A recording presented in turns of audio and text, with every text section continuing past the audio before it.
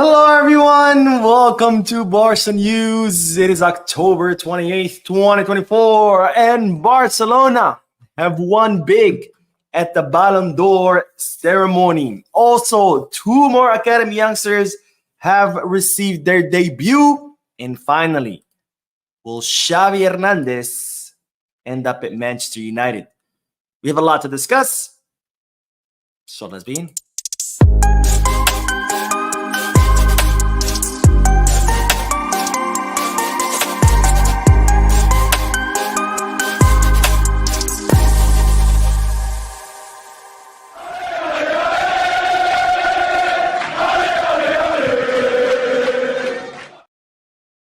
Hello, everyone. Welcome to the channel. My name is Mo, and this is the Barca News live podcast, which is on every Mondays, Wednesdays, and Fridays, where not only do we discuss Barcelona news, but I also get to interact with you lovely people in the chat section by reading your comments out loud, answering your questions, and getting that discussion going. For those of you who'll be watching when the podcast ends, I will be putting timestamps in the description and chapters in the timeline in case you do want to skip through the discussion and only watch the news. Now, having said all that, make sure to hit that like button, subscribe to the channel, drop a comment. If you are looking for any Barcelona jerseys or merchandise, make sure you hit the goal kits, skip bag, or fanatics. You have plenty of options there. If you are looking to place any sports bets, not just on Barca matches, on any sporting event from around the world, make sure you hit the Bet Us. All links are in the description. If you click on them, you'll be helping this channel, but you would also be helping yourself because you do get access to discounts and offers which otherwise you would not get access to without these links. Now, let's start with the news. I'm starting a little bit late today, but my computer was not turning on. And thanks to my superior engineering skills and my superior knowledge of computers and high intelligence, I was able to find the problem. My computer was not plugged in. Who would have known? Who would have known that computers need electricity? Apparently, I didn't. Anyways, let's start with the news. And this is serious news. So, ladies and gentlemen, pay attention because today, France football announced that the results from El Clásico match played between Real Madrid and Barcelona at the Santiago Bernabeu on Saturday, October 26, are not valid. I repeat, France football has announced that the results of a Clásico match are not valid and that the score is no longer 0-4, but it's actually 0-5. And here is why. Now, late at night yesterday, some pictures on social media started circulating showing the results of the Ballon d'Or and showing Rodri ahead of Vinicius Jr. in the race for the Ballon d'Or winner. And then today, this was published during the afternoon hours where Fabrizio Romano confirmed that Vinicius Jr. and the Real Madrid delegation were not going to be traveling to France because Vinicius Jr. was not going to win the Ballon d'Or. And lo and behold, a few moments ago, the Ballon d'Or winner was announced, and it's no other than Rodri from Manchester City, probably the best midfielder of last season, has won deservedly so. And with that, France football makes Saturday score 0-5. What a week, ladies and gentlemen, for FC Barcelona. First, we beat Sevilla 5-1. Then we thrashed Bayern Munich 4-1 in the Champions League. Then we thrashed Real Madrid 0-4. And now we found out that Vinicius Jr. did not win the Ballon d'Or. And somewhere, Xavi is now laughing because you all remember this moment during a Clásico match where Xavi and Vinicius Jr. got into it, and Xavi signaled to Vini and said this, it's 4-0, reminding him of the score. And it's been revealed that Vinicius Jr.'s response to Xavi was like, oh yeah, 4-0? Well, don't worry. On Monday, I'm going to be picking up the Ballon d'Or. Well, I guess you're not picking up the Ballon d'Or because, ladies and gentlemen, Rodri has won the Ballon d'Or. Beautiful week for Barcelona. And again, I wouldn't be celebrating this. I wouldn't care if Vini had won it or not won it. But the reason I'm celebrating is exactly because of this moment during the Clásico match where Vinicius' antics were out of control, consistently running his mouth, consistently, dive in, and then the whole altercation with Gabi telling him he was going to win the Ballon d'Or. So Vinicius, my man, I guess you should have kept your mouth shut, because no, you did not win the Ballon d'Or. Beautiful, beautiful moment. But there's more, because that's not the only reason to celebrate. Now, before we talk about the additional reasons to celebrate the Ballon d'Or, just let's look at the list really quick of the Ballon d'Or winners. As you can see right there, Rodri has won first place, taking the Ballon d'Or home. In second place is Vinicius Jr. Third place is Jude Bellingham, then Dani Carvajal, Erling Haaland, Kylian Mbappe, Lautaro Martinez, and Lamine Yamal makes the top 10 of the Ballon d'Or at only 17 years old, well, 16 last season. Toni Kroos, and then finally Harry Kane. So those are the top 10 best players in the world according to France Football. And no, Vinicius Jr. is not the number one. What a beautiful day. All right, but there's more. I said there's more reasons to celebrate. And well, the second reason to celebrate is that, ladies and gentlemen, the best female football player in the world, Aitana Bonmati, just won her second Ballon d'Or in a row. Total domination by the women Barcelona players, or the female Barcelona players, because let's not forget, in 2021, Alexia Putellas won the Ballon d'Or. 2022, Alexia Putellas wins it again.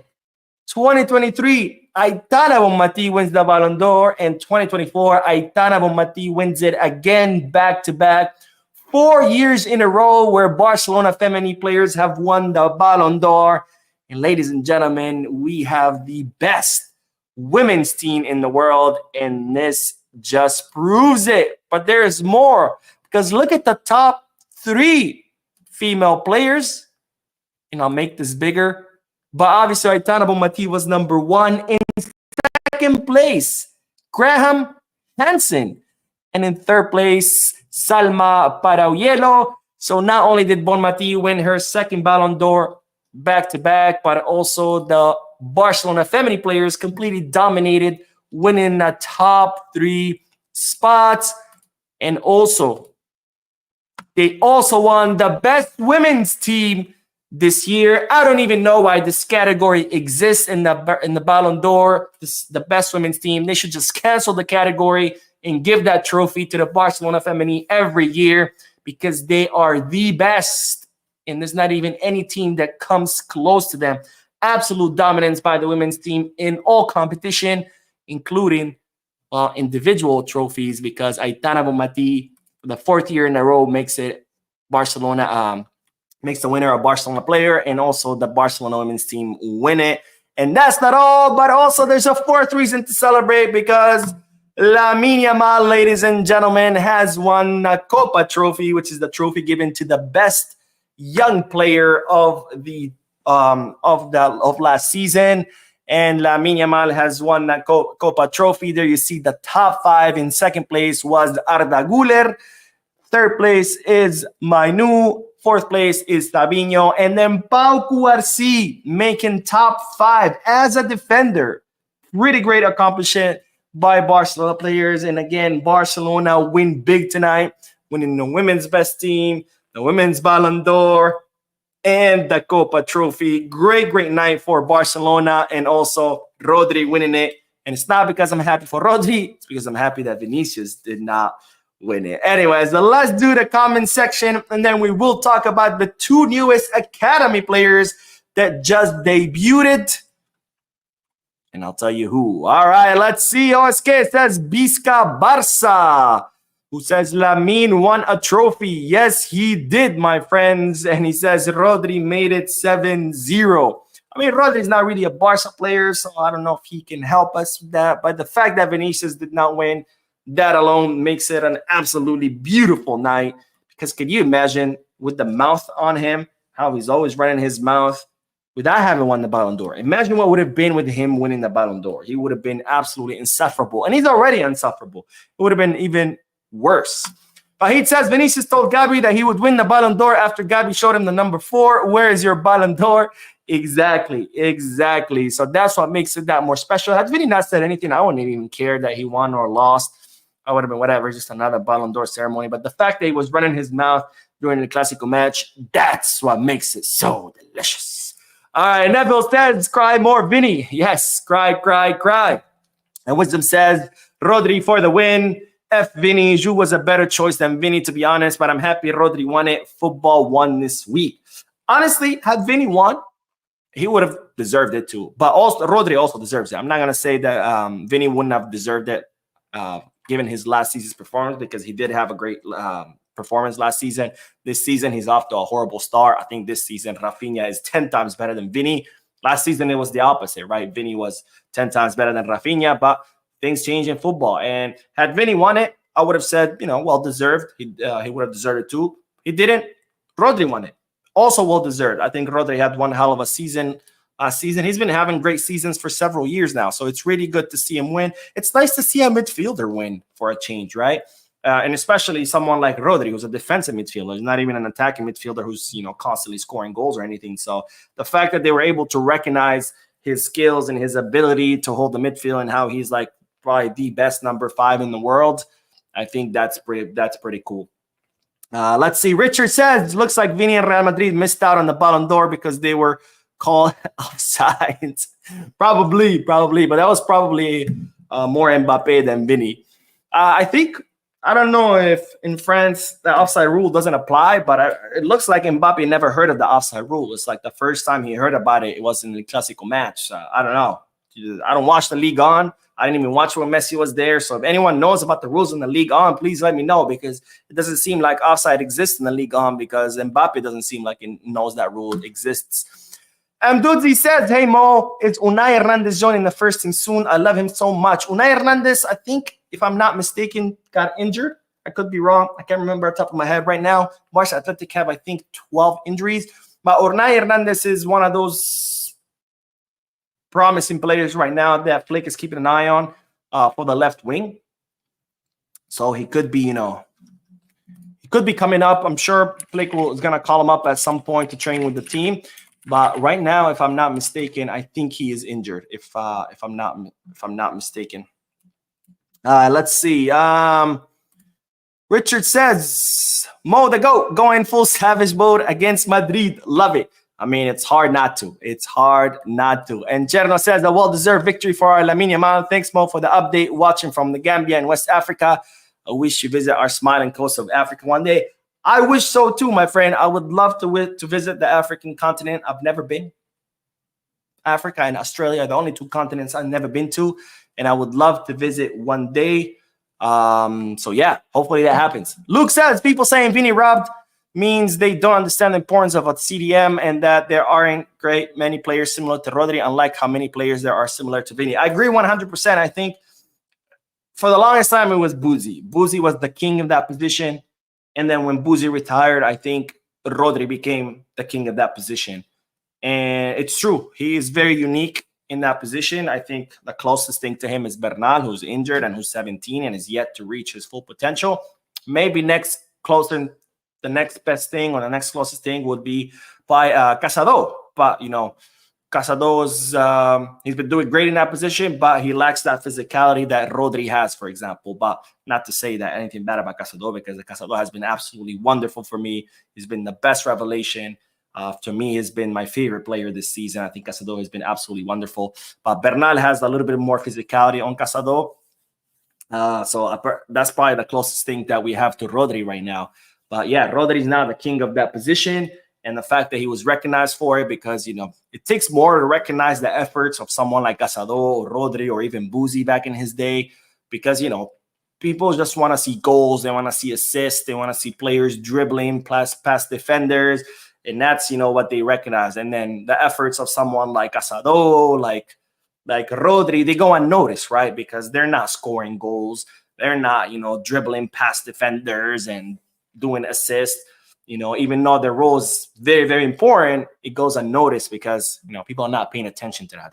They're paying attention to the flashy stuff, right? It's kind of like in a UFC match where you have a grappler who's doing an amazing job, like Khabib. I'm a grappler myself, so when I watch Khabib matches, I'm just like mind blown because I'm like, wow. I mean, his dominance on the floor is absolutely amazing. But most people that, "Woo, we don't care, it sucks." Why? Because they just want to see two guys punching the crap out of each other and then don't understand the complexity that grappling takes, right? It's the same thing. People don't appreciate what a CDM does because it's harder to appreciate. It's not as easy as seeing a guy, dribbling past three defenders and scoring a goal. Anyways, let's get back to the news. Speaking of players, skills, etc., but let's talk about the latest two debuts out of the academy. As I mentioned a few moments ago, Barca Athletic are currently plagued with injuries. I think they have over 10 injured players. And between the players that the first team keeps taking and all the injured players, Barca Athletic have seen themselves without many options. And as such, they have called up two players from the lower categories. The first one is Arnau Pradas. Now, if you haven't heard of Arnau Pradas, he is an 18-year-old left winger. He just debuted with Barca Athletic. Someone who is showing promise, not huge, but he is showing some flashes of brilliance, and there could be something there. We won't know. I think we'll have to wait a little bit more to see him, how he's doing with Barca Athletic. And who knows, he could be an option for the left wing in the future if he does end up, reaching his full potential or fully, breaking through and owning that position at Barca Athletic. The second player who just made debut with Barca Athletic, and this is a player we have talked about in the past in the channel, is, of course, Oscar Gistau, the 16-year-old center forward, someone who is considered one of the most promising players in the academy. He's a center forward, but can also play on both wings.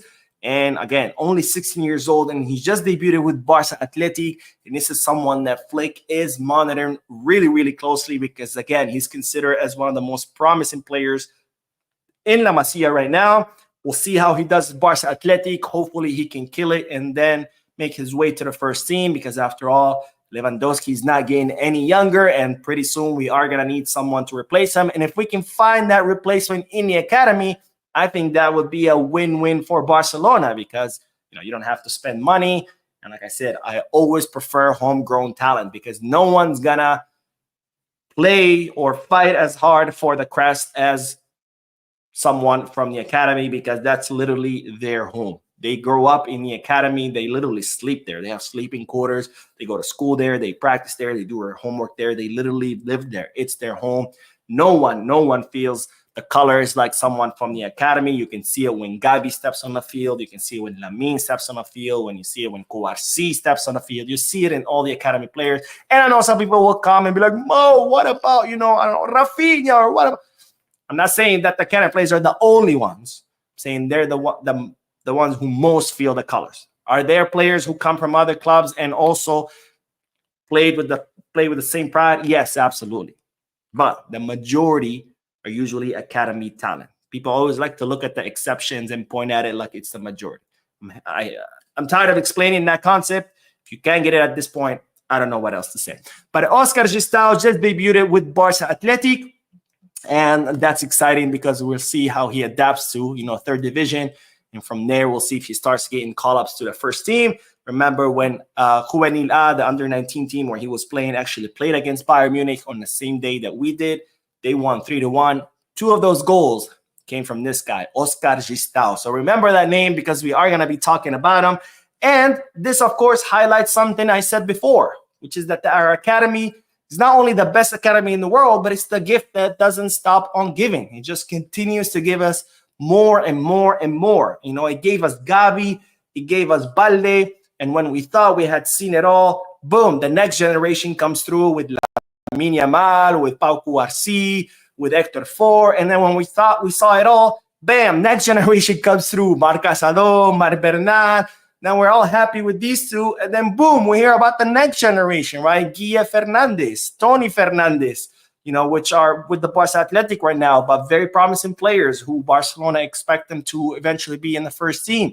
And as we're celebrating that generation in Barca Athletic, bam, we hear about another generation coming through from the Juvenil A, including Oscar Gistau, and even younger. We talked about Adam Kurur. I can't say his last name. He's only 12 years old. So this academy just keep giving us generation after generation, class after class of talent. And it's the gift that doesn't stop on giving. Now, the last thing I will say about the Barca Athletic is Noah Darvic. Now, he is not a homegrown talent. This is someone that Barcelona signed last summer 2023, from Germany. He's someone with lots of promise. When Barcelona signed him, there was a lot of excitement around him. Of course, he started out slow at Barca Athletic, not really fully adapting, not reaching his full potential. There was a little bit of worry sometimes about, is he just, someone that was overhyped? But Barcelona was very patient. They understood that it takes some time to adjust to Barcelona's style of play. Plus, he was only, I think, 16 or 17 when he left Germany. It was the first time him leaving his home to come to a completely strange country. So they decided to be patient with him. And well, now that patience is paying dividends. That patience is bearing its fruit because Noah Darvic is starting to have some pretty amazing matches. Not only is he shining more and more in his offensive prowess, which is something that we always knew he had, but now he's starting to defend better, something that he was lacking when he first arrived. He wasn't someone that, pressed a lot or knew how to defend or knew how to recover the ball. That's improving a lot. So not only is his offensive skills improving, which he already had, but his defensive skills are starting to develop and improve. And Barcelona coaches are very happy with the progression of Noah Darvic, who has been the leader of Barca Athletic's attack. And, if he stays on this path, then hopefully we'll see him in the first team pretty soon. All right, let's do more comments, and then we will talk about Xavi Hernandez. All right, let's see. Cherno says, a well-deserved victory for our Lamine Yamal. Thanks, Mo, for the update. Watching from the Gambia. Oh, wait, I had already read this. I'm sorry, guys. I'm sorry.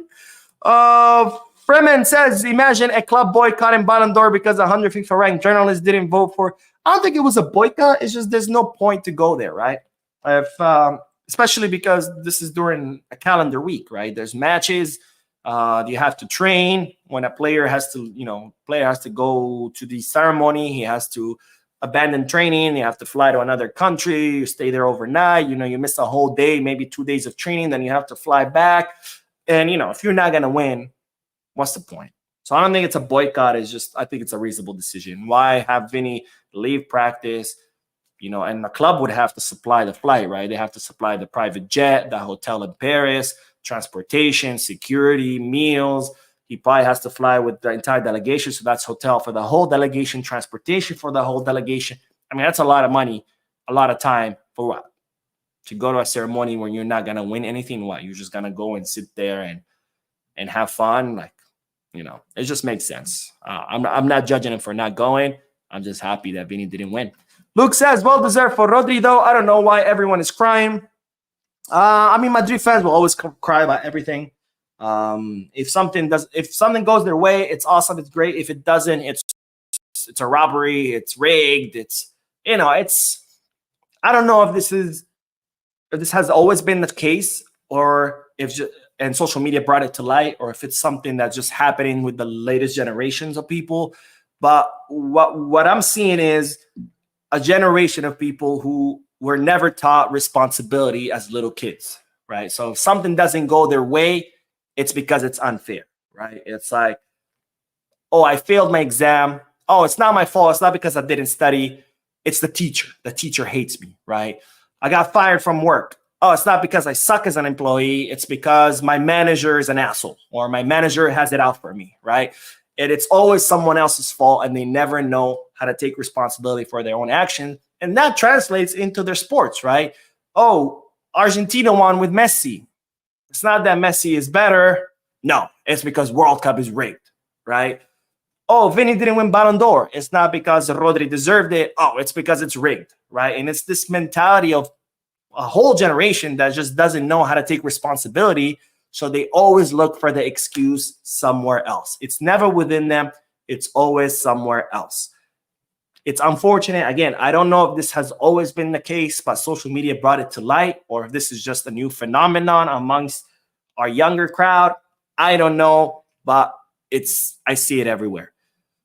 Even here in the US, right, with the elections, not to get political. People, oh, the elections are rigged. Or maybe it's not rigged. Maybe just your candidate didn't win. Have you thought about that? But anyways, Richard says, Vinny Jr.'s response about picking up his Ballon d'Or in spite of losing 0-4 is emblematic of the selfishness and self-serving nature of many Real Madrid players like him and Mbappe. I agree 100%, my friend.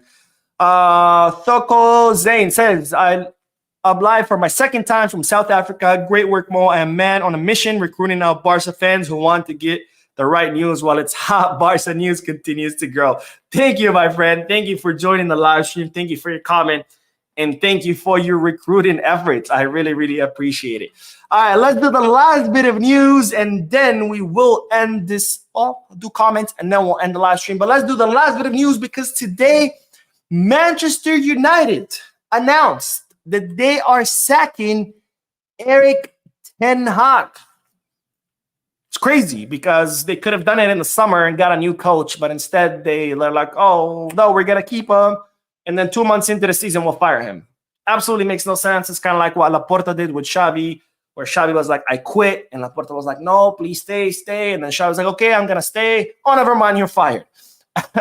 Things that don't make sense, but nonetheless happen in the world of football. But Erik ten Hag has been officially sacked by Manchester United. And the reason I put up his picture with Xavi, because there is talks that Xavi Hernandez could be replacing him as the manager of the Premier League club. Now, there were already rumors circulating some on social media of people saying that, Xavi Hernandez could replace Erik ten Hag next season.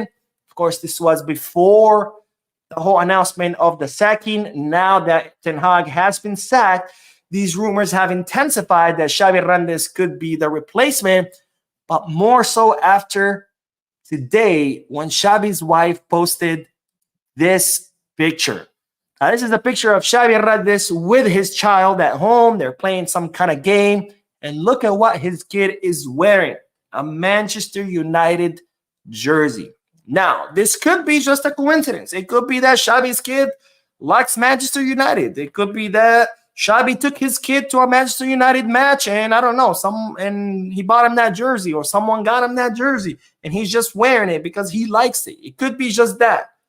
But at the same time, we're talking about this picture being published right around A, the time that the rumors are flying that who could be replacement, and B, around the same time where ten Hag gets sacked. So the question is, will Xavi Hernandez be the next coach of Manchester United? What do you guys think? Let me know.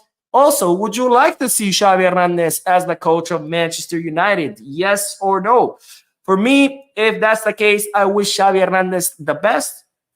He's a culé. He's still a Barcelona legend. So wherever he goes, I'm always going to wish him the best. Hopefully he can turn the things around at Man U.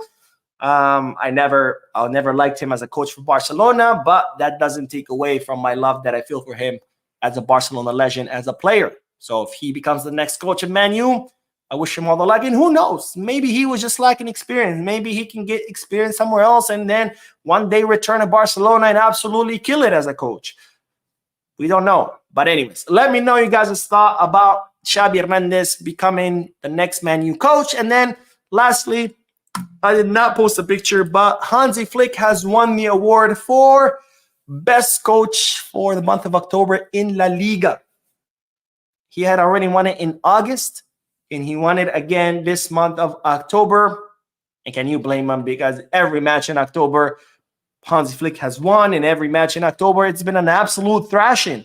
So Hansi Flick, only 3 months into La Liga, and he has already won Coach of the Month for 2 months in a row. And bravo, Hansi. Well-deserved, because Barcelona right now are the best team in La Liga. You can even argue the best team in all of Europe. All right, let's do some comments, and then we will end the live stream. Let's see. Roger says, Mo, good night. Question, how much would you say Coutinho is worth now? Oh, that's a good question. It's too early to update his value because we're only 2 months in to the season. But if Coutinho was playing at this level in the Premier League clubs would probably want 80, 90 million. That's probably what they would want. I don't know. I don't think his value has updated yet because they do it usually. They don't do it that often. But let's see what he's worth right now on transfer market. Let's see. Right now, Rafinha. His value right now is 60 million euros. Now, again, if he stays at this level throughout the season, I think a jump to 80 or 90, I think would be pretty fair, right? I don't know. What do you guys think? But right now, his value stands at 60. Again, this was last updated, I think, at the end of the summer transfer market. So these 2 months of La Liga have not counted. But again, if he continues on this path, I would value him at 80 or 90 million. I think that's fair, right? Oh, we have a donation. Completely missed it. But Mustafa Ibrahim, thank you, my friend, who says Vinny Jr. with laughing emojis. Yes, my friend, that's exactly my feeling too. Oh, Vinny. Thank you for tonight. You really made me happy. Richard says, while we're celebrating, I hear we can soon celebrate the sooner return of Araujo. I hear he's ahead of schedule in his injury. Is that true? Yes, Araujo is set to return against Celta Vigo. It's after the November. It's in November, sorry. It's in November after the break because, believe it or not, there's another FIFA international break. There was one in September, there was one in October, and there's going to be another one in November. What is going on? All right, let's see. Shihzab says, now Ballon d'Or handed to Rodri. Spanish media are reporting it was suspended to happen, supposed to happen because Perez still planning for ECL, so UEFA destroyed their ego. Does it mean ECL will happen? No, I mean, again, this is the same nonsense as that I was talking before. If you don't like the results, just say it's rigged rather than accept them, right? Messi didn't win the World Cup. It was rigged, right? So, yeah. Rodri didn't win it. It's the Super League. I think it's all BS. People voted for Rodri. It was only by a few points, by the way. It's not like it was a landslide. Well-deserved for Rodri. Again, if Vinny had won it, I would have said well-deserved too because he had an incredible season last season. He won the Champions League. He won La Liga. But Rodri won out. Why? I don't know. Maybe it's Vinicius' antics that push people more towards Rodri than him. If that's the case, maybe he can learn some humility, some respect, and some manners because he behaves like a freaking idiot.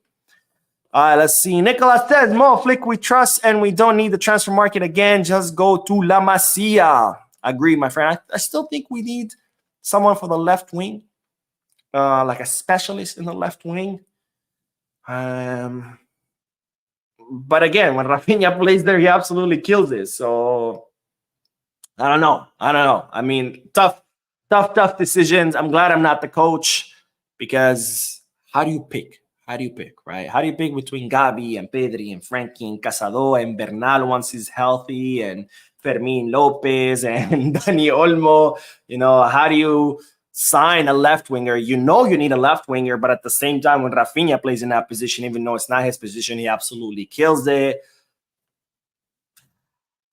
How do you choose between Araujo, Iñigo, Cuarci, Christensen when they're all amazing center backs? I don't know, man. It's insanity. It's insanity. What Flick has done with these players, transform them into better versions of themselves, is just insanity because how do you pick? Everybody's performing. Muhammad Balah says, hi, my name is Muhammad M. Balah, and I'm watching you from Monrovia, Liberia. Thanks to Hansi Flick for breaking the curse of Bayern Munich. He used Bayern to beat us, and then he used Barca to beat Bayern. Flick is a mastermind genius, like a genius mastermind. He's insane. Raul says, boss, good evening. My name is Davidson from Nigeria. You're doing a good job, and it's always fun watching your podcast. A big shout out to Yamal and all the winners at the Gala Bisca Barca. Thank you, my friend, for watching and for your comment. And yes, Bisca Barca winning big, best women's team, women's Ballon d'Or, Kopa Trophy Award, and Lamine also making it to the top 8 of the Ballon d'Or for men. Absolutely crazy. Great night for Barcelona. Frederick says, now Vini will never win a Ballon d'Or with Lamine set to dominate for at least 10 years. I think you're right. I think if Barcelona wins some important trophies today, let's say we win La Liga and the Champions League, right? I think next year, Lamine Yamal will just clean house and just win the Ballon d'Or. And if Barcelona continue to perform and continue to win trophies and compete for trophies for the next at least 3 to 4 years, I think it's going to be an easy choice to give it to Lamine. Again, assuming he continues on this path. And that assumption is like a pretty easy one to make. In fact, it would be an incorrect assumption because I don't think Lamine is going to stay on the same path. I think he's just going to keep getting better and better and better because remember, the older he gets, the better he's going to get. The stronger he's going to get, the more developed his body's going to get, the more experience he's going to get, the more he's going to sharpen his skills. So he's only going to get better. But even if he doesn't get better, if he just stays at the same level, I think he could win several Ballon d'Ors.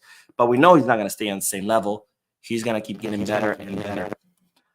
All right, let's see. Eddie says Real Madrid are just sore losers refusing to go to Paris. Again, it's not a matter of sore losers. If you're not a winner, why are you going to, during the week, take an expensive flight, expensive hotel, transportation, security, meals? I mean, we're talking about several hundreds of thousands here.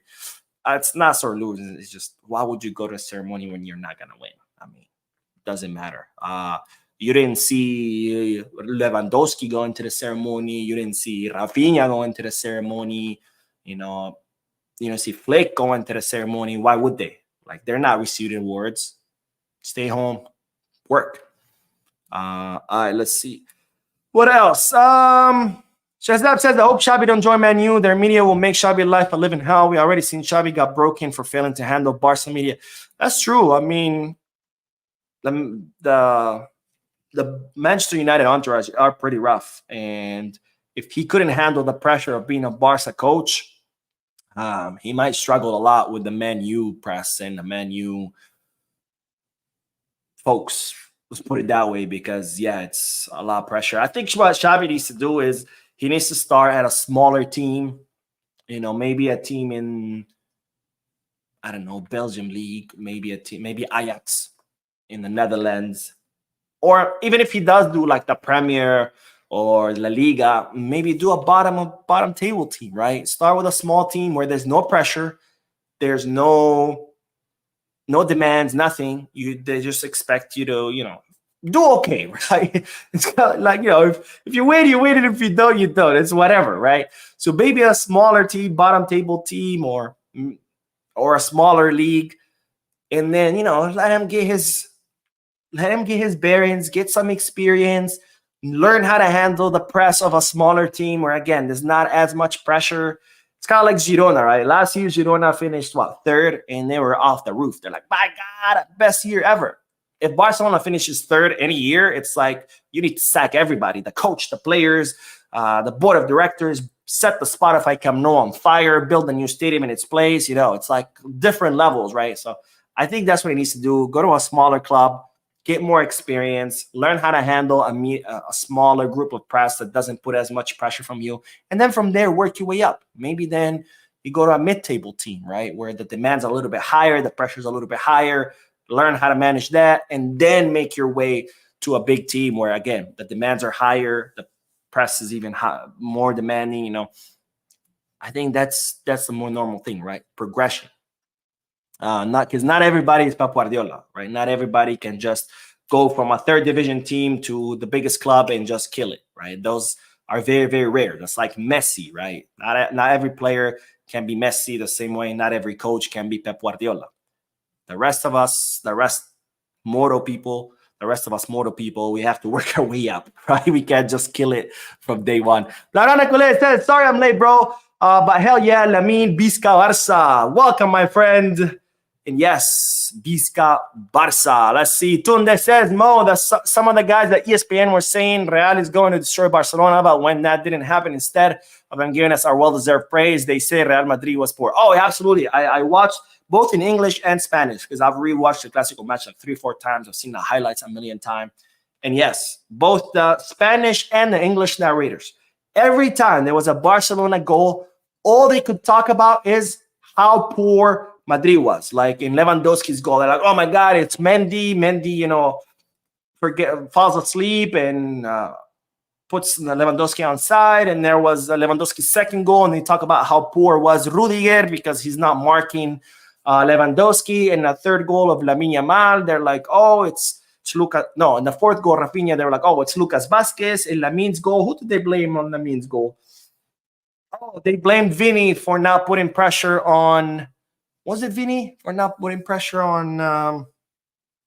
Who makes the pass to Rafinha? I think it comes from the back. But anyways, every goal, the commentators are just, oh, Madrid, Madrid, Madrid. And it's like, how about you give praise to Barca? It's like all 4 goals were not because Barcelona were good. All 4 goals it was because Real Madrid were poor. So it's like Real Madrid allowed us to score. It's not that Barcelona scored. No, Real Madrid allowed us to score. And it's like, get the hell out of here. I'm so tired of those ESPN clowns. But anyways, and this name, which I cannot read, says, I think Lewandowski will win if we keep going the way we have. A Ballon d'Or? I don't think so. Unless we somehow win the treble and Lewandowski is the top scorer of La Liga and the Champions League, maybe. But I don't know. I don't know about that. I don't know. Just because, you know, Lamine is just another different animal, man. Like what Lamine does, the way he dribbles past defenders, the way he creates chances, the way he assists, the way he combines, like the things he's doing at 17, that's just a lot more impressive than what Lewandowski's doing, which, don't get me wrong, the fact that Lewandowski's 36 years old and it's the top scorer in La Liga, that's absolutely amazing. But, you know, scoring goals versus what Lamine is doing, I think is just what Lamine is doing a little bit more impressive when it comes to voting. But who knows? Who knows? Lewandowski might end up with 50 goals this season, and we're all like, holy shit. And then, yeah, he does deserve the Ballon d'Or. Because imagine scoring 50 goals in La Liga at 36. Like, that's insane. Suleiman says, Madrid fans and the entire ESPN, with the exception of Luis Garcia, are still surprised Barca won. Jokers and sore losers they are. Here's the crazy thing about Real Madrid losing. Because Real Madrid have been playing horrible the entire season. They've been playing like Barcelona was playing last season.